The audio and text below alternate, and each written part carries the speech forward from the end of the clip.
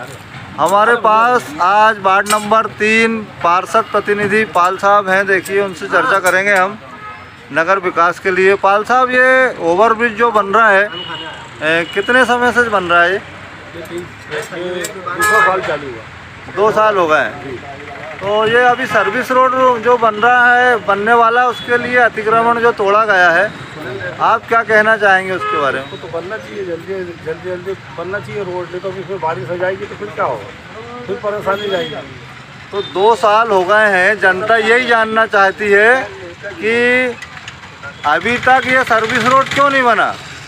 तो बनना चाहिए ना उसको। अभी तक 2 साल में क्यों नहीं बना? हम ये जनता जानना चाहती है। साहब, आप पार्षद प्रतिनिधि हैं, आप समाज सेवा करते हैं, जनता आपके विचार जानना चाहती है। तो उसमें तो क्या है, सभी लोग सीएमओ, अध्यक्ष महोदय जी, ये जो भी हैं, सभी लोगों को मिलकर उनको शासन को मिलकर करवाना चाहिए काम। अच्छा, आप लोग क्या प्रयास कर रहे हैं कि अभी भी जल्दी बने? नहीं तो हम तो प्रयास कर ही रहे हैं कि जल्दी से जल्दी बने ये रोड। किस प्रकार का प्रयास किया आपने? हमने मतलब अपने इनको सीएमओ सर को भी बोला, अध्यक्ष जी को भी बोला, और अपने क्या बोलते हैं, ये इनको भी बोला है, एडीएम साहब। हाँ, एसडीएम साहब को भी दिया है। क्या कहना है उनका? और उनने कोई जवाब अभी दिया नहीं। देखते हैं क्या हो।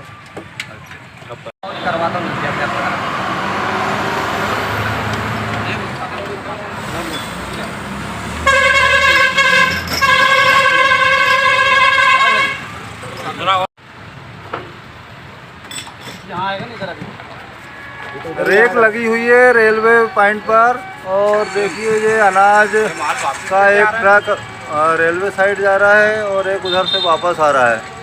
ओवरब्रिज निर्माण भी चल रहा है। नगर में इस समय ट्रैफिक बहुत ज़्यादा जाम हो रहा है। ये आपको दिखा दें, ये चौराहे पे भी देखिए इतना ज़्यादा ट्रैफिक रहता है। ये देखिए, आम जनता बहुत परेशान है। हमारे साथ इस समय समाज सेवी, पार्षद, विधायक, पूर्व विधायक प्रतिनिधि और कई पदों से सुशोभित और समाज सेवा में अग्रणी सुनील जी दुबे हैं और टिमरनी नगर का हित चाहने वाले हैं। उनसे हम आज ओवरब्रिज निर्माण संबंधी चर्चा करेंगे। भाई साहब, सबसे पहला सवाल तो आपसे ये करना चाहूँगा, जनता की ओर से ये सवाल है कि ये ओवरब्रिज जो बन रहा है ये कब तक पूर्ण हो सकता है? आपको क्या उम्मीद है? जैसे जो इसकी कागज़ के आधार पर जानकारी जो है इसको फरवरी 26 में पूर्ण होना था, पर अभी जो एक अपना नजरी, यदि इसका सर्वे किया जाए, आज नजरी में अपन देखते हैं इसको, तो इसका मैक्सिमम 40% मात्र निर्माण कार्य अभी हुआ है। इस आधार पर तो कम से कम अभी 1 साल मिनिमम तो लग ही जाएगा हर स्थिति में। यदि आज की स्थिति अपन देखते तो इसको 1 साल निर्माण में पूरे लग जाएंगे।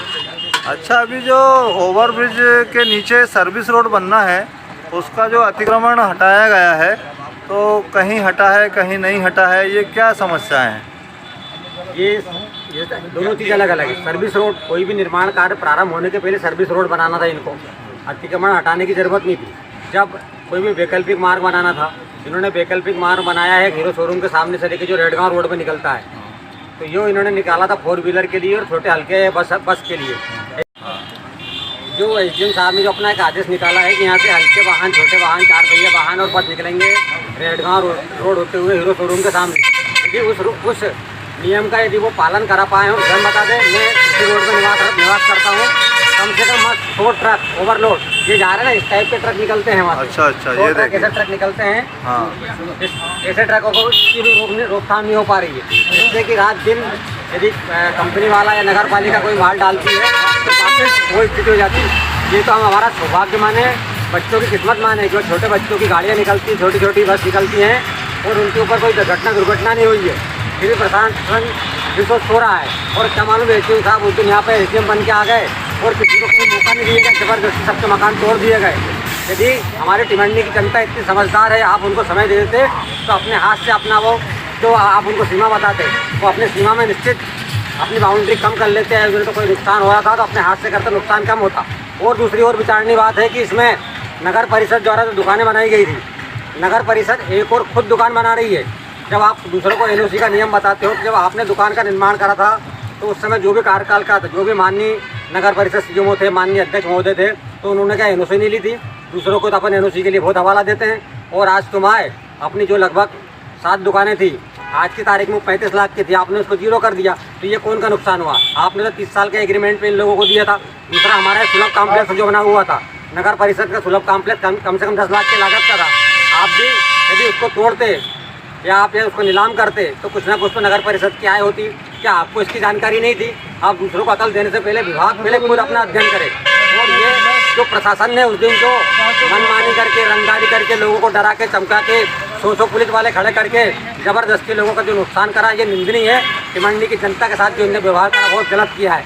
वो तो हमारी जो जनता थी वो नॉर्मल रही कि इनने इनका जवाब उस भाषा में नहीं दिया। ये इनकी बहुत बड़ी गलती है।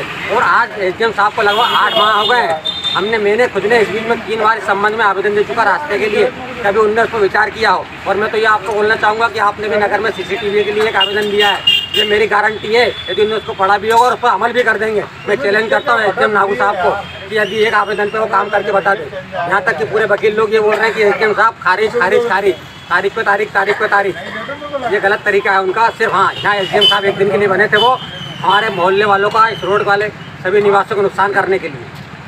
चलिए, ये तो आपने मन की बात कह दी है, नगर हित की बात। आपसे ये और जानना चाहूँगा कि ये रेलवे गेट जो जिस दिन बंद हो जाएगा तो उस पर वार्ड नंबर 1 और 2 के निवासी जब यहाँ सब्जी लेने आएंगे या कोई काम होगा उनको यहाँ बस स्टैंड पर, तो ये काफ़ी दूरी तय करके इनको ओवरब्रिज क्रॉस करके आना पड़ेगा।